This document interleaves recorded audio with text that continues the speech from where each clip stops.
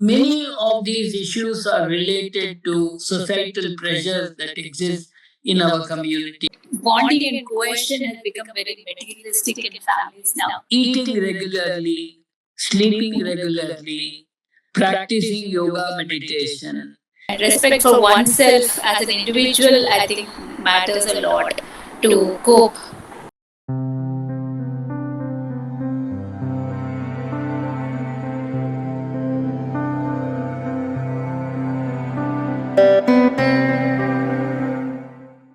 Hello, everyone. I'm Dr. Surya Kumari, your edupreneur, and here I am with another edition of the podcast. I heal unto you. And today we are moving on to the segment of professional counselors. And as we know, counselors are basically someone who are listening to grief, listening to someone's rant or someone's burnout, someone's stress from morning to night, day in, day out. But how do they handle stress themselves? Are they not worried? Are they not stressed? How about them? So, in this edition today, we are trying to understand how counselors carry an invisible load, which none of us know about. We just go share and we come out of it. But how do they share this? So, let's try to understand this. And today's episode, we have none other than Dr. K.V. Kishore Kumar. Dr. Kishore Kumar has been actively and passionately working primarily towards empathetic care, rehabilitation of the mentally ill and destitute people in the country. Not just that, he has been relentlessly working at the policy level with institutions and government to bring out reforms by way of law, policy, and societal change. He has worked at the grassroots level all over India in a variety of work with institutes like NIMHANS, Destitute Relief Centers, various NGOs, self help groups for tribal, rural, and urban locations of governmental groups, including law enforcement agencies, to bring about reform even amongst criminals. So you could understand the range of work that he has been doing. Diverse responsibilities that include counseling, psychosocial needs of earthquake victims in Kashmir, Gujarat, war victims in Kargil, cyclone victims in Odisha, or alcohol disorder corrective measures. The list goes on and on. He has worked at the international level in London, Africa, with organizations like WHO, to name a few. Not just worked, he has been administering training programs and is hands on into teaching too. He is director, member, consultant, resource person, principal investigator on several boards, committees, associations, government health programs, and task forces as relevant to the challenge at hand. The list goes on and on. The variety of work goes on and on. The designation goes on and on. And I think he doesn't rest at all. But the kind of passion that he has, the kind of passion he has been working across the country, across the globe, I should say. Presently, he is the executive director Aladamara, Bengaluru, and president the Banyan in Chennai. So first, tell us about the Banyan, BAM, Aladamara briefly, so that we know what all these organizations do. Thank you, Dr. Surya Kumari, for your kind words. I'm a psychiatrist by training. I currently head the Banyan. I am its president now and based in Bangalore. Banyan as an organization is about 33 years old. It was started in 1993 by two of our young founders, Dr. Vandana Gopi Kumar and her colleague, Vaishnavi Jayakumar. So the model that they resorted to is comprising of care, support, compassion, respect to human lives, ability to restore their dignity, give them the full freedom to decide what they should do, and right to access medical care, psychiatric care, social care, and so on. Today, the model that the Banyan initiated is referred to as Emergency Care Recovery Center. The law does not entitle an individual to continue to stay in the mental health facility referred to as Emergency Care Recovery Center, even if they do not have families. And therefore, we had to think of an alternative, and our alternative for long term care is the home again. The longest period completed so far for any individual who had stayed in a home again is between 6 to 8 years. Approximately 1,300 men and women from across the country are living in the context of home again. The World Health Organization recognizes this model as one of the 21 innovations in mental health. People always know counseling. Yeah. But the difference between normal counseling or clinical counseling? What kind of issues arise, and could you elaborate and give us a few examples, maybe keeping the confidentiality of the patient, of course? For example, there was an individual who came to seek my help with anxiety. He would use alcohol to suppress this particular difficulty. So he reached a stage when he had to use this substance to be up to a particular task in his organization, and that resulted in so many problems for him. For example, he could not complete the work in time, he could not be ready for tasks that was expected of him, he could not complete the reports in time, and so on and so forth. So when he came to me, we were able to identify the underlying anxiety, panic disorder, then the agoraphobia that he had, and fear of failure in his life, and the subsequent alcohol use. All of these things gradually disappeared for him. Now, this young man lives a life without substance use. He does not use any medication. He leads a perfectly normal life. I would like to quote an instance where an young lady's difficulty was that she was not able to find the right kind of groom for her. She felt that my age is going up.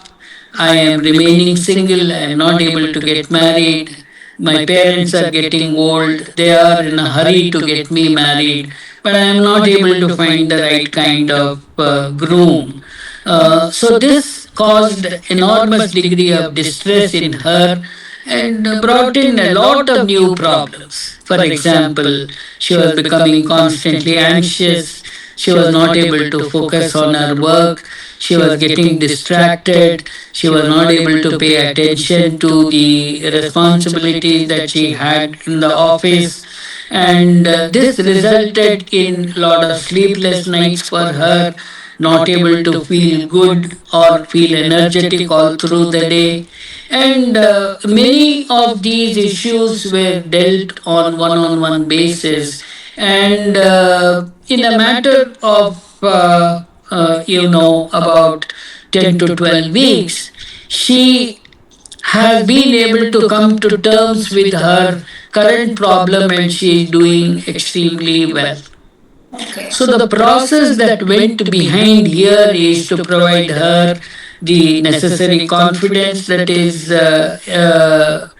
necessary to deal with the problem, build a self-esteem, make her understand that marriage is one aspect of life and it is not the only life, and focusing on other aspects like gaining new skills, finding new avenues of spending time, being distracted about this core issue, focusing on other health promotional activities like physical activity, yoga, meditation, brought her a lot of support, lot of help for her, and today she's looking forward to get married if she finds a groom.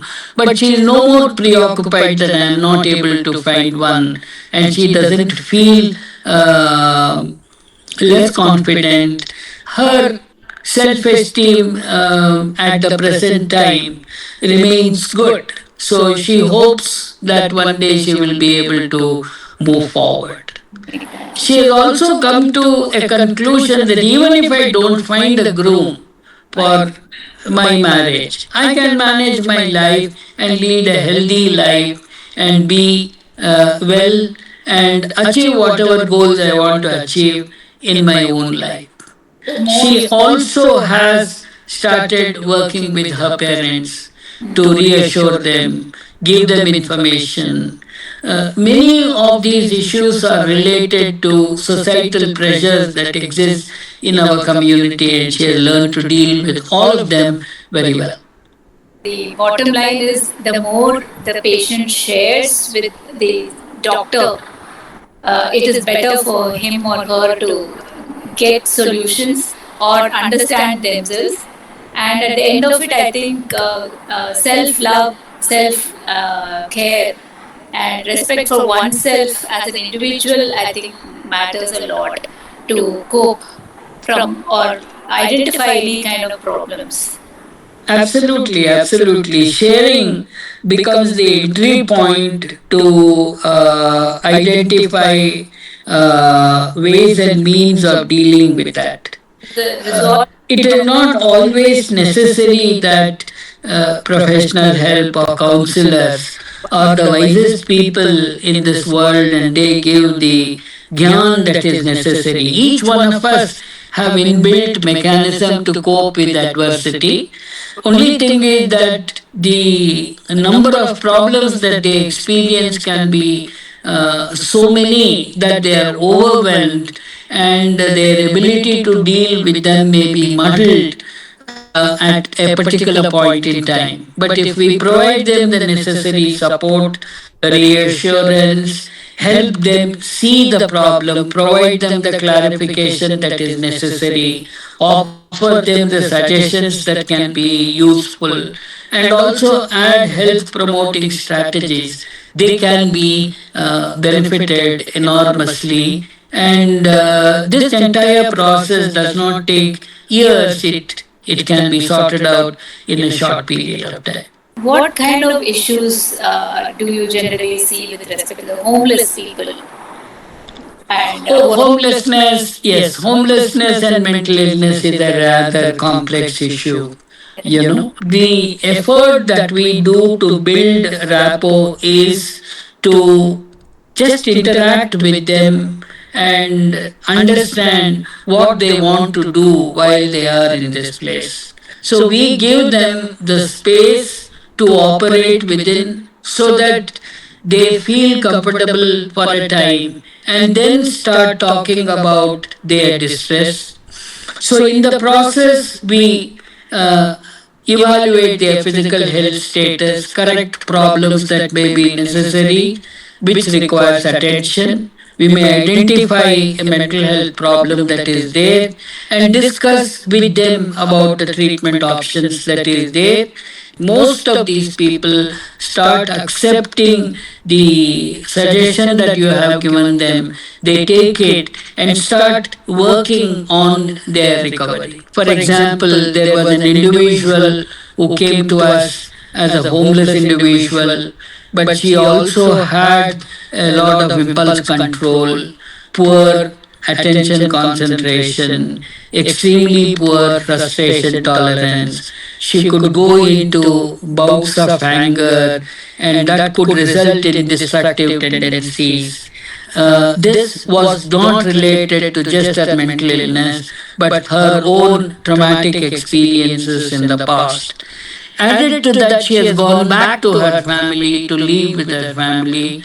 Many successes, we also may encounter difficulties, failures, which can become a problem for us. For example, just a few days ago, I was talking to my cook. When her husband was 3 months old, his mother abandoned him and he grew up with some relatives and all that, and they could not bear the baby crying. And whenever the baby cried, they would just give him some 1 ounce or so, whatever of alcohol. So from being a baby, he has been having alcohol, so he just can't function without it. This was shocking for me. And for me, this conversation happened maybe a week ago, and I'm still not over it. I'm still not over it. I'm still getting affected by that. But you are seeing patients and cases with such intricate kind of a thing. How do you handle it? There is no one way of dealing with any of these problems. One cannot say that problems do not bother me, problems do not affect me. But as part of our professional training, we are trained to deal with these issues professionally, try to resolve difficulties as early as possible, as much as possible, accept what is possible, and accept what is not possible. In fact, I treat an individual who was a trained nurse. She was abandoned by the family because she had mental health problem after she gave birth to a child. Okay.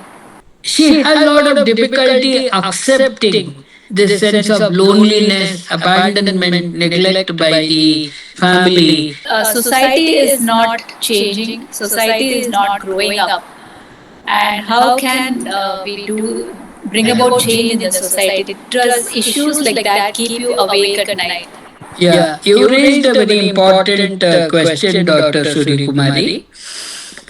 The stigma, as you know, is an universal phenomenon. And the recovering individual is bold enough to face the society. Yes, I have a mental health problem, but I can do my work, I can earn my living, I can be independent, I can be as good as you, is something which will break the ice. Many a times, people who are affected by these problems are afraid of sharing this information. They want to hide this information, and that is not going to be useful to anybody. In fact, that perpetuates more stigma. So, therefore, On the patient and the society. yeah. Now, if the society is against you, the person will have to stand up for himself to say, yes, I have depression, I have recovered from psychotic illness, I have recovered from bipolar disorder, now I can manage myself.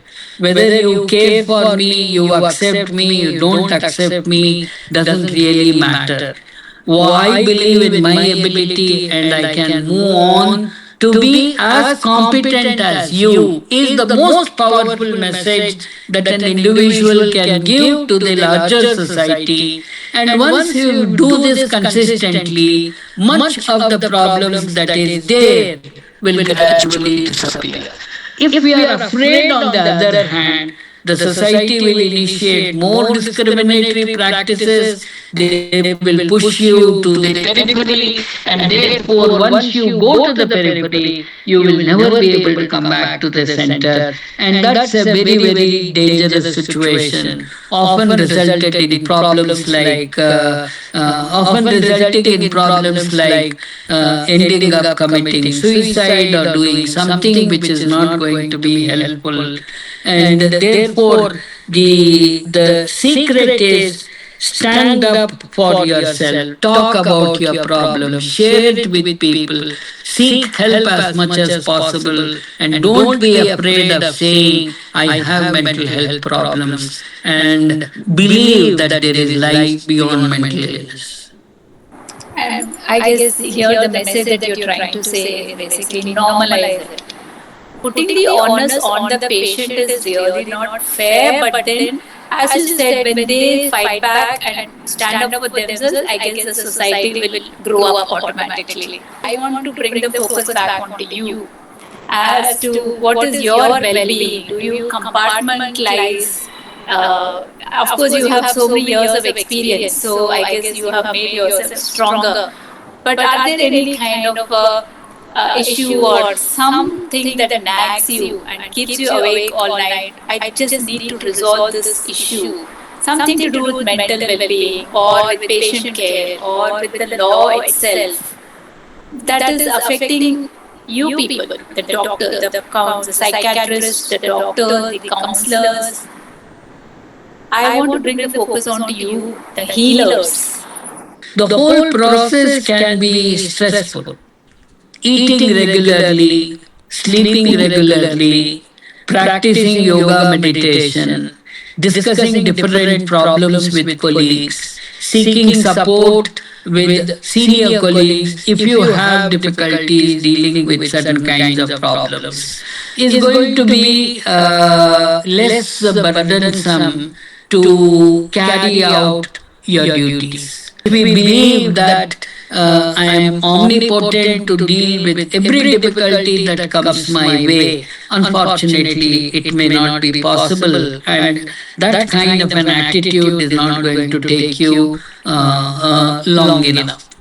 Also, belief in God is going to be a very, very important aspect, to accept that there is a higher power above you.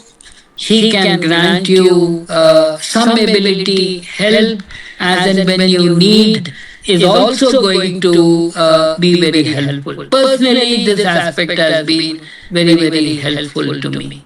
So it was very interesting, sir, talking to you about all this. Thank you, Dr. Surya Kumari. The one last as we end, Yeah. anything that you feel has to change? Do you feel very strongly? We end with that. What change Yeah. do you see in the field of mental health or with respect to society? Yeah.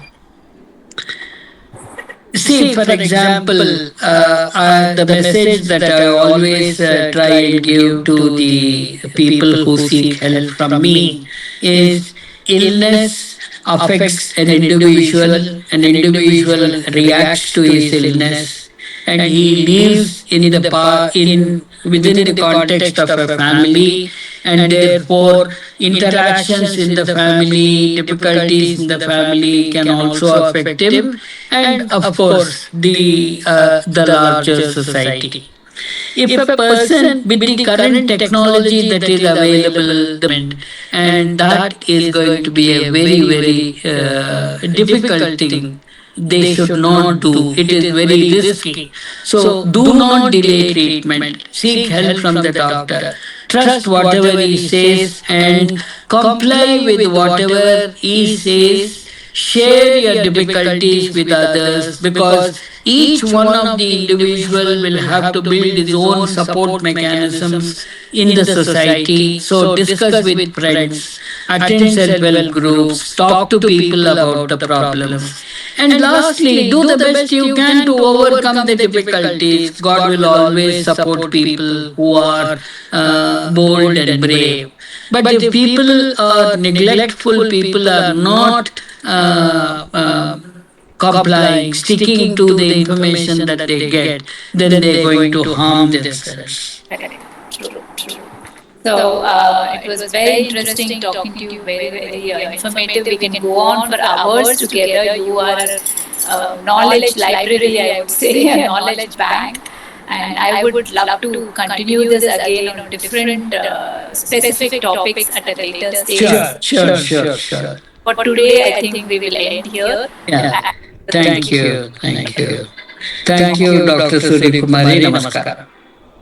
Bye.